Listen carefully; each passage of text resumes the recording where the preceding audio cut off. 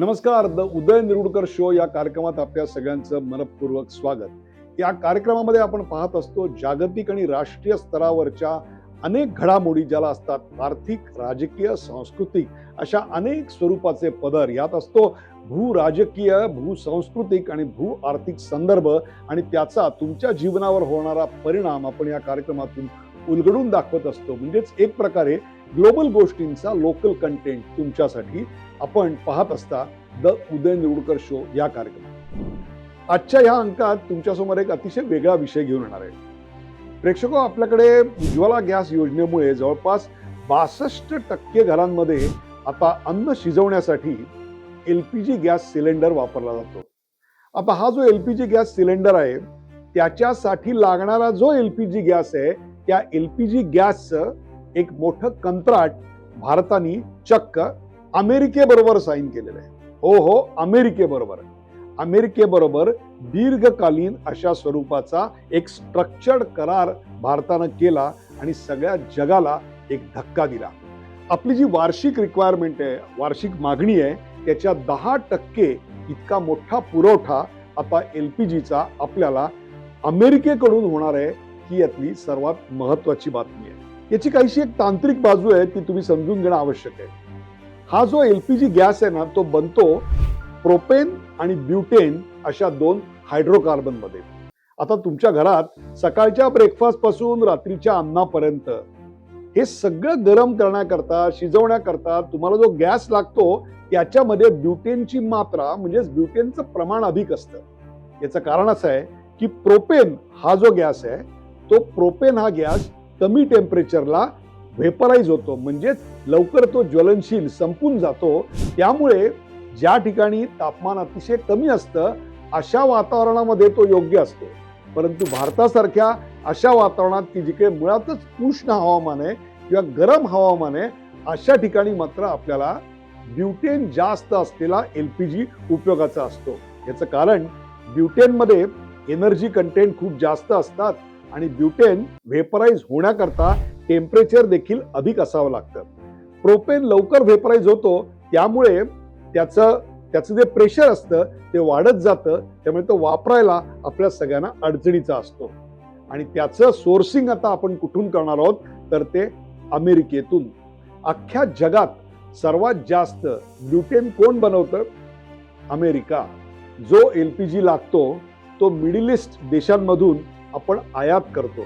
आपली जवळपास 90% आयात ही मिडल ईस्ट देशांवर आहे.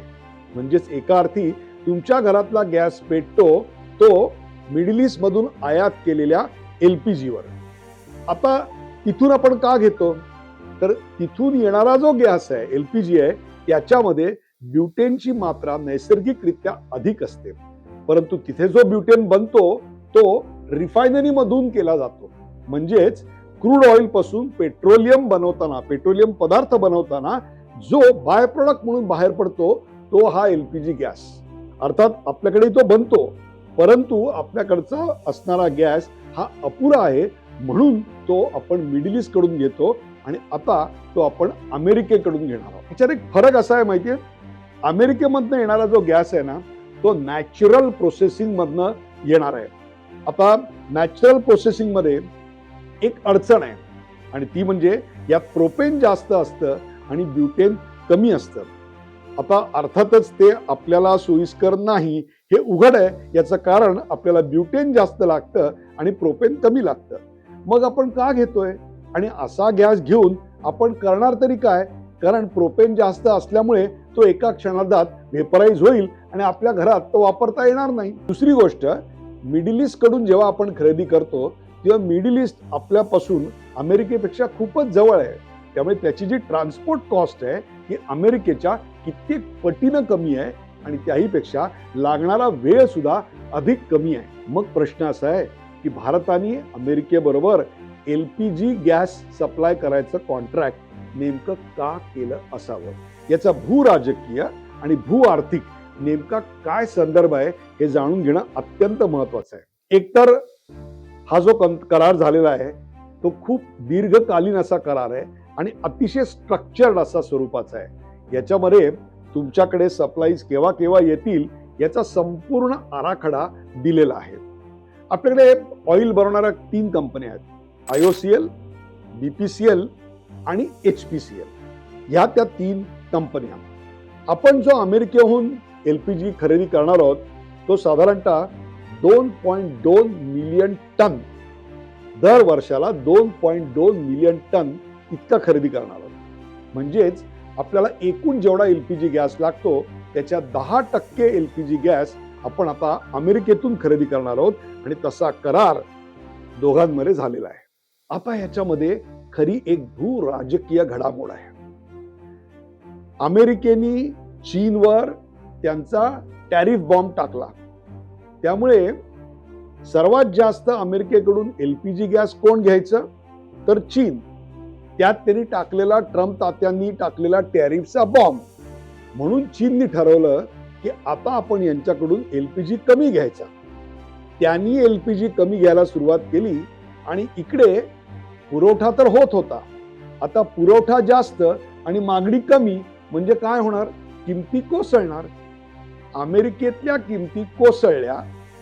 त्याचबरोबर मिडल ईस्ट मधून जो आपल्याकडे गॅस यायचा तो होर्मुझच्या चिंचोळ्या पट्टीतून यायचा. आता तिथे आहे युद्धाचं वातावरण. त्यामुळे त्याच्या ने-आण करण्याची कॉस्ट तर वाढलीच, शिवाय त्याच्या इन्शुरन्सची किंमतही वाढली. त्यामुळे मिडल ईस्टहून येणारा गॅस आपल्याला काहीसा महाग पडायला लागला आणि इकडे अमेरिकेचे भाव चीनच्या कृपेमुळे धाडकन खाली कोसळले. आता अमेरिकेने अशी डिस्काउंटेड रेटमध्ये आपली गॅस सप्लाय लाईन ओपन केल्यानंतर स्वस्त बसेल तो भारत कसला? यात दुसरी गोष्ट अशी आहे की आपण 90% रिक्वायरमेंट ही एकाच मिडल ईस्ट कडून घेतो. त्यामुळे त्यांच्यावरचं आपलं अवलंबित्व हे काहीसं जास्त आहे. ते कमी करण्याकरता म्हणून आपल्याला दुसरा एक सप्लायर डेव्हलप करणं भाग होतं आणि तो असा अनायसे दारी चालून आला, आमचा गॅस घ्या, आमचा गॅस घ्या म्हणून. आत्ताची परिस्थिती प्रेक्षको अशी आहे की आपल्याकडे फक्त 16 दिवसांचा LPGचा साठा होता. म्हणजेच एक प्रकारे काहीशी गंभीरच परिस्थिती होती. म्हणजे आपला एनर्जी सप्लाय गॅसवरच होता म्हणा ना. मग काय केलं असेल आपण तर चक्क अमेरिकेबरोबर करार केला आणि त्या करारात तो डिस्काउंटेड गॅस सप्लाय आता भारताला चालू होतोय. त्याच्यामुळे काय झालं माहितीये? 2 गोष्टी घडल्या. अमेरिकेला एक ग्राहक मिळाला आणि दुसरी गोष्ट, अमेरिकेने ट्रेड डिफरन्समुळे आपल्यावर टॅरिफ बॉम्ब टाकला होता आणि ते टाकताना तुम्ही आमच्याकडून कमी घेता अशी बॉम्ब ठोकलेली होती. आता त्यांना तसं बोलायला जागा उरणार नाही, कारण आपण त्यांच्याकडनं गॅस घेतोय आणि अमेरिकेबरोबर दुसऱ्या इतर अनेक गोष्टींसाठी आपलं ट्रेड डील फायनल नेगोशिएशन स्टेजला आहे. अशा वेळी बघा, आम्ही तुमच्याकडनं तुमचा गॅस घेतोय हे सांगितल्यामुळं काहीशा अमेरिकेचा आपल्याबद्दलचा दृष्टिकोन उदार व्हायची शक्यता आहे. म्हणजेच याचा अर्थ आपण 2 सप्लायर मध्ये एक प्रकारे किंमत कमी करण्याचं युद्धच लावून दिलं. मिडल ईस्टला जेव्हा जाणवलं की आपला हक्काचा ग्राहक भारत आपण गमावतोय, तेव्हा त्यांनी देखील किमती खाली पडायला सुरुवात केली. अमेरिकेने देखील किमती खाली पडायला सुरुवात केली आणि फायदा कोणाचा झाला? भारताचा. आता तुमच्या मनात प्रश्न असेल की अमेरिकेमधून येणारा जो गॅस आहे त्याच्यामध्ये प्रोपेन जास्त आहे, मग तो आपल्याला सुटेबल आहे का? नाहीतर ते PL 480 मधल्या लाल गव्हासारखं व्हायचं 70च्या दशकात. आता आपल्या ज्या 3 ऑइल कंपन्या आहेत त्या 3 ऑइल कंपन्या हा गॅस घेतील आणि त्या प्रोपेन मध्ये इथे बनलेला ब्युटेन घालतील आणि तुमच्या स्वयंपाकाला लागणारा अतिशय योग्य असा LPG गॅस तुमच्याकडे आलेला असेल.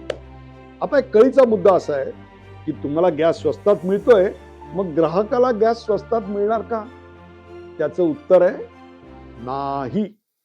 नाही अशा करता आहे की गॅस स्वस्तात मिळतोय, परंतु त्या गॅसचं प्रोडक्शन झाल्यानंतर त्याचं ट्रान्सपोर्टेशन आणि त्याचं मिक्सिंग, मग त्याचं तुमच्या घरापर्यंतचं येणं, या सगळ्या कॉस्ट या इतक्या जास्त असतात की तुम्हाला मिळणारा गॅस हा सबसिडाइज्ड आहे, एवढं लक्षात ठेवा. हो, अगदी जरी तुम्ही उज्ज्वला योजनेसाठी सबसिडी सोडलीत तरी देखील साधारणतः 850-870 रुपयाला तुम्ही जो गॅस घेता त्याच्यात 220 रुपयाची सरकार तुम्हाला सूट देत असतं. ह्यामुळे या तिन्ही कंपन्यांना जबरदस्त आर्थिक फटका बसतो. तो आर्थिक फटका यामुळे कमी होणार आहे, हा यातला दुसरा फायदा. त्यामुळे याचा डायरेक्ट बेनिफिट तुम्हाला मिळत नसला तरी देखील एक इनडायरेक्ट फायदा असा होतोय की जास्त किमतीनं खरेदी करताना तुमच्या आमच्या घामाचे कष्टाचे टॅक्सेस पैसे जात होते ते आता तितकेसे जाणार नाहीत. हाच काय तो दिलासा. आता तुम्हाला प्रश्न पडला असेल की या 3 कंपन्या सबसिडाइज रेटमध्ये आपल्याला गॅस देतात, मग ह्या अंडर रिकव्हरीची किंमत काय असेल? काही अंदाज आहे? ती किंमत आहे तब्बल 41,000 कोटी रुपये इतकी. यापूर्वी इतका धूर्त व्यापारी शहाणपणा आपल्या देशानं क्वचितच दाखवला असेल. आपण एका क्षणात बाजारात आपल्याला नेमकं काय हवंय हे घेण्याकरता आता झपाझप पावलं उचलतो आणि एखाद्या चाणाक्ष धूर्त व्यापाऱ्यासारखे पावलं टाकून जाळं टाकून आपलं जे सावज आहे ते बरोबर हेरतो आणि कमीत कमी किमतीत पदरात पाडून घेतो. हाच तो नवा भारत. यही है वो नया भारत, खुद की सोच पे और खुद के दम पे आगे जाने वाला. दुसऱ्यांना गॅसवर ठेवणारा आणि स्वतःच्या गॅसवर आपलं भविष्य बनवणारा. या भागामध्ये इथंच थांबूया. हा कार्यक्रम तुम्हाला कसा वाटला ते आम्हाला जरूर कळवा. तुमच्या कॉमेंट्समध्ये कळवा. लाईक करा, शेअर करा, सबस्क्राईब करा, याविषयीची चर्चा करा आणि अशा नवनवीन विषयांमध्ये आमच्या बरोबर सामील व्हा. एखादा विषय जर आम्ही घ्यावा असं वाटत असेल तर ते देखील जरूर कळवा आणि या देशाच्या निर्मितीमध्ये नवनवीन विषयांना हातभार द्या. धन्यवाद.